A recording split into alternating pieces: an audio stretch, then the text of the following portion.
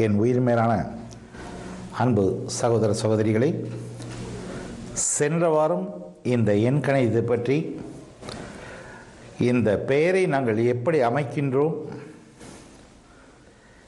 எந்த அளவுக்கு இந்த எண்கணிதத்தில் மிக துல்லியமாக எந்த ஒரு குறைபாடும் இல்லாமல், எந்த தவறும் நேராமல் பெயர் அமைப்பது என்பதை நாங்கள் எடுத்து கூறினோம். இதில் சில டெக்னிக்ஸும் இருக்குது. இந்த எண்கணிதத்தில் நான் ஏற்கனவே கூறியது போல சக்தி படைத்த காந்தங்களை பயன்படுத்தி, சில படிகங்களை பயன்படுத்தி, அவருடைய 7 சக்கரங்களையும் கம்ப்ளீட்டாக அந்த 6ஆவை மெஷர் பண்ணி, அதை செட்டேட் பண்ணி, மிக துல்லியமாக எந்த கிரகத்தினுடைய ஆதிக்கம் இவருக்கு செயல்படும் என்பதை துல்லியமாக கண்டுபிடித்து, அந்த பெயரில் அந்த கிரகத்தினுடைய ஆதிக்கம் வரும்படி அந்த பெயரை அமைக்கின்றோம். இதற்கு அடுத்தது ஒரு கன்ஸ்ட்ரக்ஷன், அதாவது கட்டிட அமைப்பு. இந்த பெயர் இவருக்கு இப்படி அமைய வேண்டும் என்பது ஒரு துல்லியமான ஒரு கணக்கு. குறிப்பாக ஒரு புத்தகத்தை மனிதர் படிக்கிறார். இந்த எண்கணிதத்துக்கும் நீங்கள் அமைப்பதற்கும் நாங்கள் அமைப்பதற்கும் உள்ள வித்தியாசத்தை நான் கூறுகிறேன். இந்த எண்கணிதத்தை பற்றி 2 ரூபாயிலிருந்து 500 ரூபாய் வரைக்கும் கடைகளில் புத்தகங்கள் விற்கின்றன. இன்று பல மனிதர்களுக்கு அந்த விழிப்புணர்வு வந்து அந்த புத்தகத்தை வாங்கி படிக்கின்றார்கள். நீங்கள் முதலில் அந்த அனுபவத்தை தெரிந்து கொள்ளலாம். இந்த எண்கணிதம் ஒரு துல்லியமான, ஒரு தெய்வீகமான, ஒரு உண்மையான கலை என்பதை இந்த புத்தகத்தை படித்தால் உங்களுக்கு தெரிந்துவிடும்.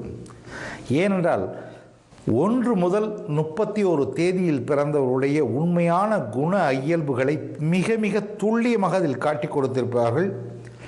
இது எல்லா எழுத்தாளர்களுமே தெளிவான முறையில் அதை எழுதியிருக்கிறார்கள். நாங்களும் அந்த ஒரு புத்தகத்தை எழுதியிருக்கிறோம், அதிர்ஷ்ட குறிப்பேடு என்ற ஒரு புத்தகம். இதை தவிர்த்து ஆங்கிலத்திலும் எழுதியிருக்கிறோம், சீக்ரெட் ஆஃப் ஃபார்ச்சூன் என்ற புத்தகம். இந்த எண்ணில் ஒரு மனிதன் எந்த எண்ணில் பிறந்திருந்தால் அவருடைய குண அமைப்பு எப்படி இருக்கும் என்பது மிக துல்லியமாக அதில் காட்டி கொடுக்கப்பட்டிருக்கிறது. அதை வைத்து அந்த மனிதனுக்கு பெயர் எப்படி அமைக்க வேண்டும் என்பது தியரிட்டிக்கலாக அந்த புத்தகத்தில் கொடுத்துருக்கு. இதை வைத்து ஒரு மனிதர் முயற்சி எடுத்து அந்த பெயரை மாற்றுகிறார் என்றால், அந்த கட்டிட அமைப்பு எப்படி அமைய வேண்டும் என்பது உண்மையில் அவருக்கு தெரியாது. ஏனென்றால் அந்த ஆழ்ந்த ஞானம் இந்த எண்கணிதத்துக்கு தேவை. இதை எப்படி ஒரு சின்ன கம்பேரிசன் வச்சு காட்டலாம். குறிப்பாக இந்த புத்தகத்தில் 41ங்கிற ஒரு எண்ணை நாங்கள் மிக உயர்வாக சொல்லியிருக்கிறோம். 41 த பெஸ்ட் நம்பர். ஒரு மனிதர் அந்த புத்தகத்தை படித்தால் அந்த பெயரை 1 + 40 அப்படின்னு வச்சா கூட அது 41. 2 + 39 அப்படி வச்சாலும் அது 41. 3 + 38 அப்படி அதை சேர்த்து பெயர் வச்சாலும் 41. 4 + 39 அதையும் வச்சாலும் 41 தான். 5 + 36 41. 6 + 35 41. 7 + 7 41. இப்படி 9 வகையாக அதே ஒரு 41 வந்துடும். எல்லா மனிதருக்கும் அதே 41 குண அமைப்பு அமையுமானா நிச்சயமாக அமையாது. இதைத்தான் நாங்கள் கன்ஸ்ட்ரக்ஷன் என்று சொல்லுகிறோம். அந்த பெயர் அமைந்த மனிதனுக்கு அவனுடைய ஜாதக அமைப்புப்படி, அவனுடைய ஜாதகத்தில் உள்ள கிரகத்தினுடைய அமைப்புப்படி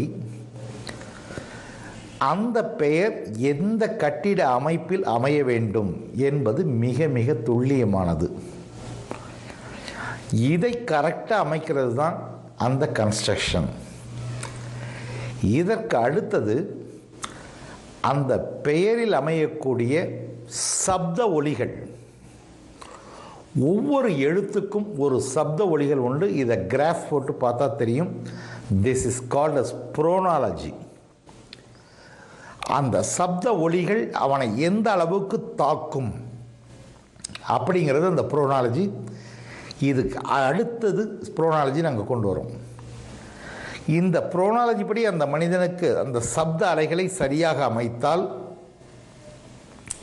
அந்த சப்த அலைகள் எந்த அளவுக்கு இவரை உயர்ந்த நிலைக்கு கொண்டு செல்லும் என்பதை துல்லியமாக காட்ட முடியும். இதற்கு அடுத்தது சிக்னேச்சராலஜி, தட் இஸ் கால்ட் அஸ் கிராஃபாலஜின்னு சொல்லுவோம். ஒரு கிராஃபை போட்டு அவருடைய சிக்னேச்சர் செட் பண்ணால் எந்தெந்த எழுத்துக்கள் என்னென்ன டிகிரிக்கு போகுது அப்படிங்கிறத துல்லியமாக கண்டுபிடிக்கலாம். இந்த கிராஃபாலஜியை அவருக்கு நம்ம இன்ட்ரடியூஸ் பண்ணுறோம். அதற்கு அடுத்தது பார்த்திங்கன்னா ஹீப்ரூ பிரமிட் நியூமராலஜி.